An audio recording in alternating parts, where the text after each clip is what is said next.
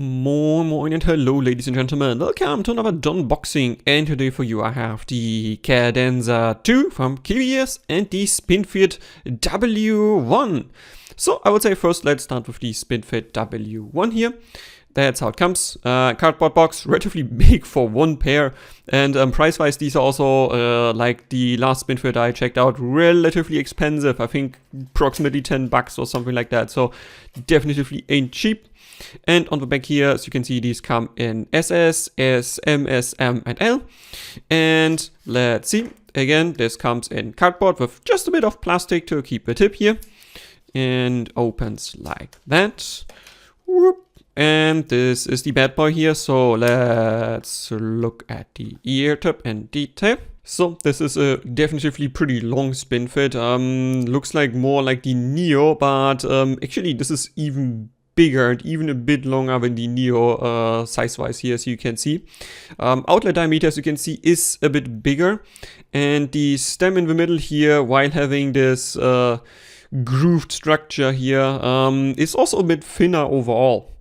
And let me just give it a quick squish test. This is the Neo's front. This is the W1's front. Definitely a bit more squishy. As you can see, this also has a thicker ring around the outlet. That's definitely a bit thinner.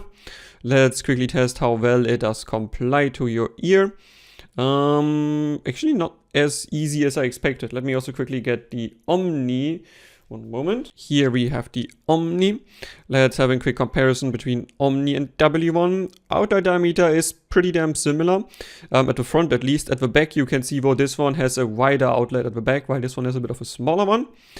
And as you can also easily see in comparison to Omni, this one way thicker core here, way thinner core. And let me also quickly wiggle the Omni at the front. Similar to the W1 in terms of how easily it conforms. Material wise, let me give all of them a touch. They seem to have similar material. The Omni is the smoothest of the bunch, followed by the Neo, and then the W1. So this is also a bit big for SS. Here SS says it's 11 millimeters, definitively too big. But I will see how well this is working and come back then for the review. Next, the Cadenza II. Again, I wish sometimes some people would send me interesting items when they're new for review, because now the whole hype train is already over. Everybody has reviewed it. But because I need to wait until it is actually making sense to buy this, so usually a discount, I'm a bit late. But okay, that's the box here. Looks like most of the other cheap IEMs that I have reviewed so far. The name is here on the front, and on the back the most important information.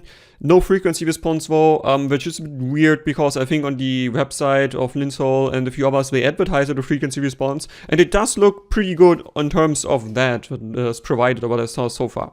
Box, standard black, relatively thick I would say for the price here. Opening is thankfully relatively easy. And here I have the dark gray version apparently with, I don't know what pattern this is. Does look okay, not my favorite style. Opening latch here, that's also nice to have.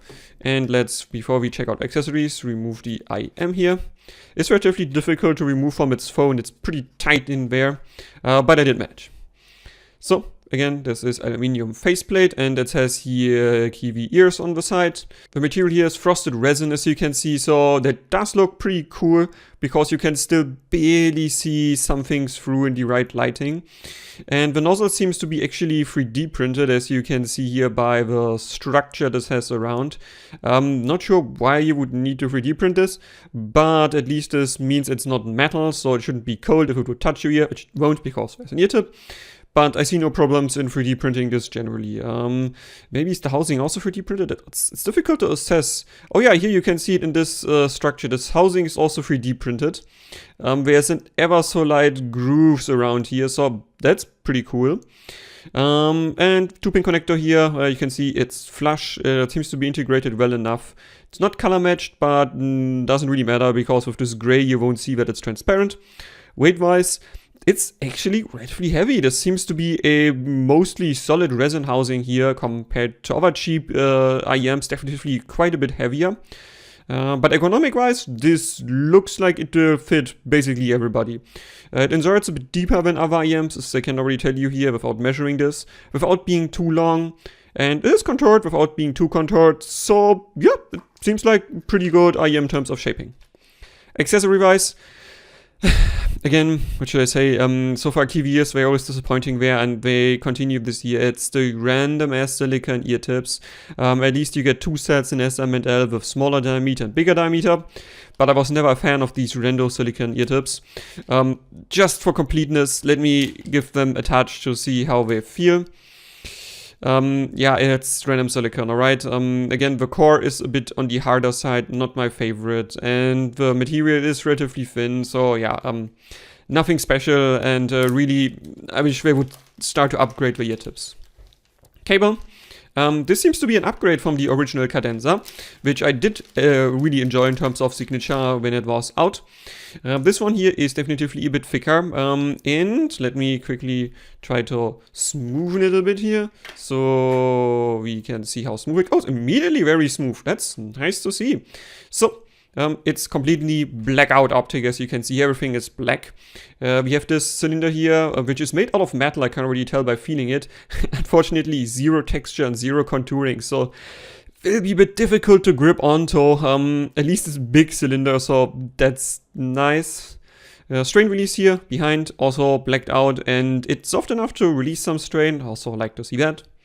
The 4 cores here, as you can see, also blacked out, and relatively thick, evenly woven together, and really smooth.